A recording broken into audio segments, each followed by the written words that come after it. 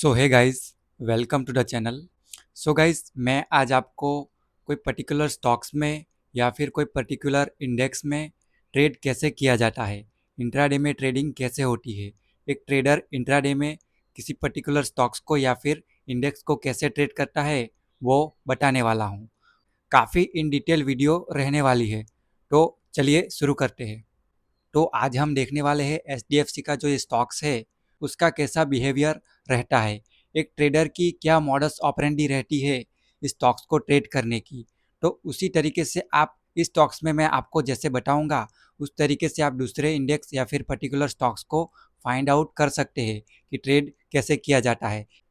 तो previous video में मैंने आपको इसी स्टॉक्स को 5 मिनट में फिबोनाची रिट्रेसमेंट पे बताया था कि ये जो फिबोनाची रिट्रेसमेंट होते हैं वो सपोर्ट एंड रेजिस्टेंस की तरीके से काम करते हैं। आप यहाँ पर देख सकते हैं। तो मैंने आपको ये भी कहा था कि ये जो ग्रीन लाइन है 0.5 की, वो मिडल लाइन है। तो ये जो 0.66 की जो लाइन है वहाँ पे मार्केट ब्रेक करे तो हमें बाय करना है, और ये जो 0.33 की जो लाइन है उसको मार्केट ब्रेक करे तो हमें डाउन साइड की ओर यानी कि सेल साइड की ओर ट्रेड करना है। तो इसी तरीके से हमें ट्रेड करना है। अगर इन बिटवीन रहे, ये जो 50 के अराउंड इन बिटवीन रहे, तो हमें यहाँ पर ट्रेड नहीं करना है, वो ऑप्शन सेलर का मार्केट हो जाता है। तो ये तो मैंने आपको बातें बताई थी, लेकिन यहाँ पर एग्जैक्ट एचडीएफसी स्टॉक्स को कैसे ट्रेड करना है वो मैं आज आपको बताने वाला हूँ। तो 1 मिनट का ये टाइम फ्रेम है, पहले तो मैं आपको बता देता हूँ।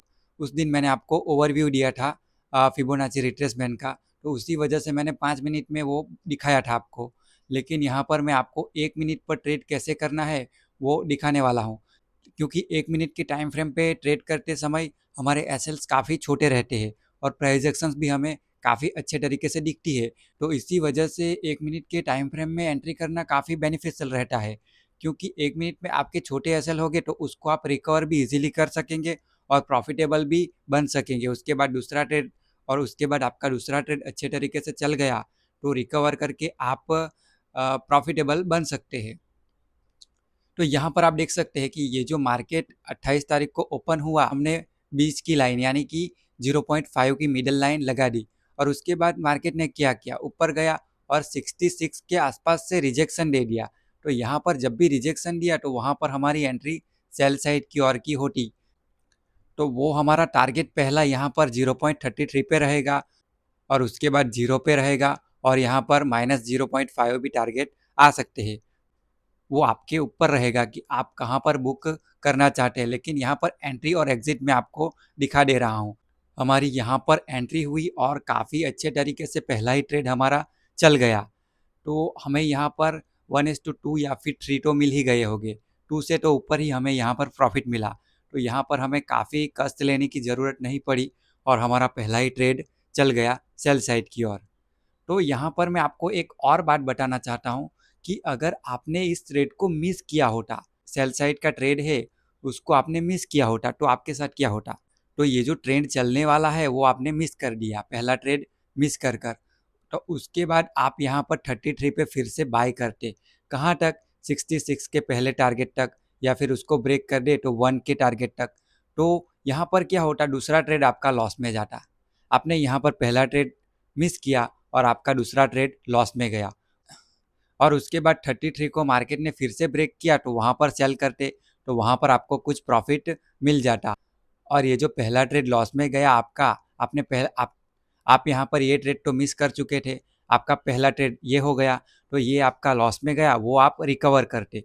लेकिन आपने यहाँ पर क्या किया, आपने मार्केट ओपन होते ही प्राइस एक्शंस को पढ़ लिया या फिर इस लेवल को समझ लिया, तो यहाँ पर आपने पहला ही ट्रेड कर दिया, वही आपका प्रॉफिटेबल रह गया। पूरे दिन इंट्राडे में आपको कुछ करने की ज़रूरत नहीं पड़ी, उस दिन आपने प्रॉफिट बना लिया। तो ऐसे ही होता है, आपने कुछ चीज़ें मिस कर दी सुबह में ही, तो उसके बाद आपके पास चांस काफ़ी कम रहते हैं। वो कैसे, मैं आपको बताता हूँ। ये ट्रेड जो था वो सुबह में अपनी डायरेक्शन पकड़ लिया और उसके बाद पूरे दिन होवर करता रहा।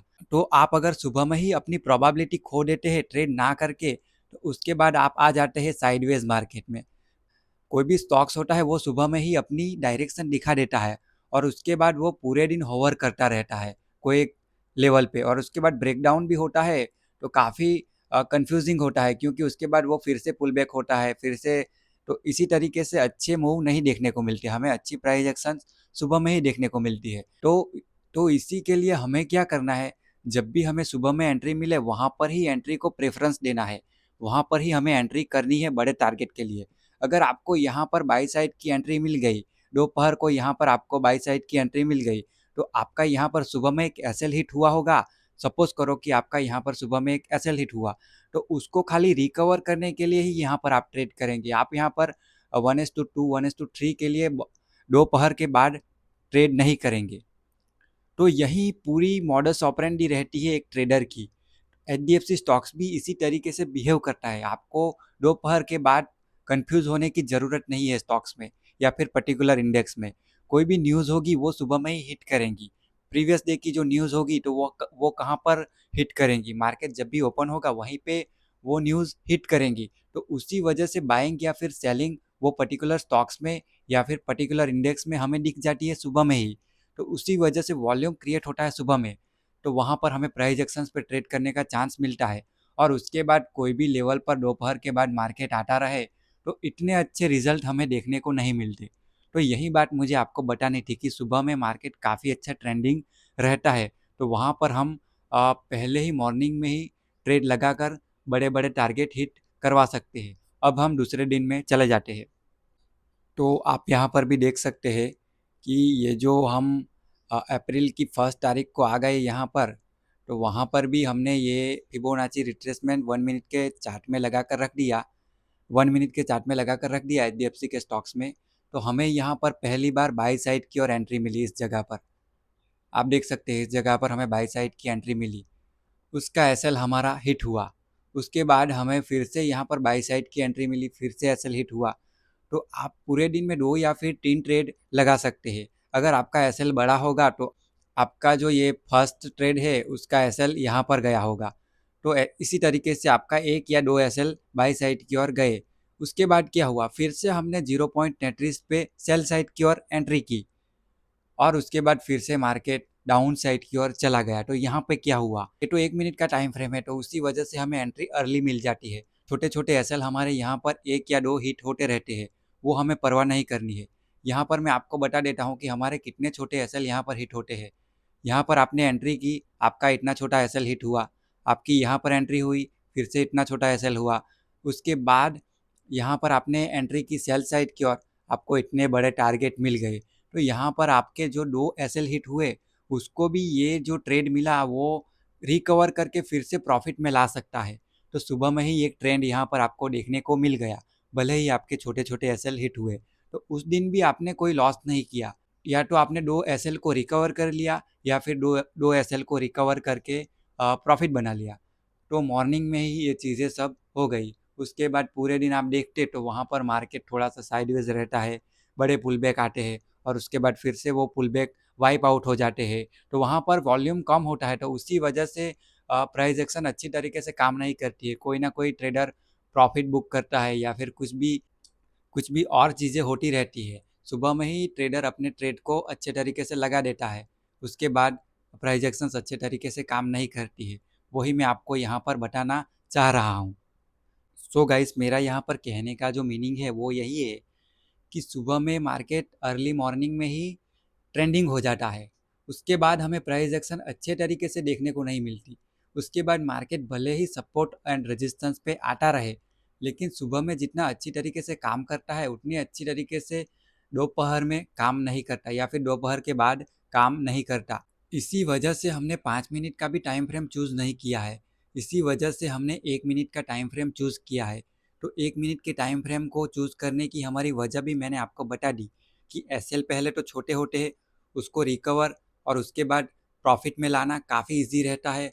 और दूसरी बात ये कि मॉर्निंग में ही मार्केट ट्रेंडिंग होता है, तो उसको हम 1 मिनट में अर्ली एंट्री लेकर बेनिफिट उठा सकते हैं। जैसे कि आप यहाँ पर भी देख सकते हैं, ये जो कैंडल है उसने 0.66 पे रजिस्ट किया और उसके बाद मार्केट अपसाइड की ओर अच्छे तरीके से चला गया। उसके बाद क्या हुआ, फिर से वो पूरे दिन होवर करता रहा। तो आपने सुबह में जो एंट्री मिस कर दी, उसके बाद आपके एसएल्स लगते रहेंगे। उसके बाद अगर आपने एंट्री करने की कोशिश की तो वो ट्रिकी हो जाता है। वही बात मैं आपको समझाने की कोशिश कर रहा हूँ।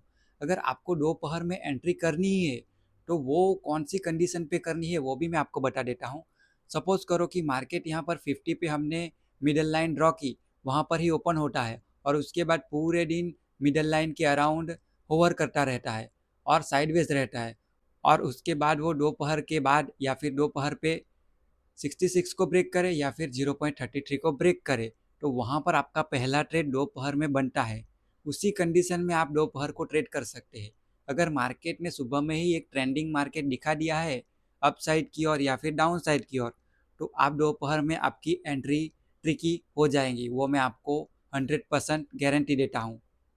तो यहाँ पर भी हमें एक सुबह में ट्रेड मिला और उसके बाद कोई ट्रेड नहीं मिला, उसके अगले दिन में चले जाते हैं। तो यहाँ पर भी आप देख सकते हैं कि ये जो 66 का लेवल ब्रेक हुआ 1 मिनट के टाइम फ्रेम में, तो यहाँ पर हमने बाई किया और पूरे दिन ये स्टॉक्स अप साइड की ओर रहा।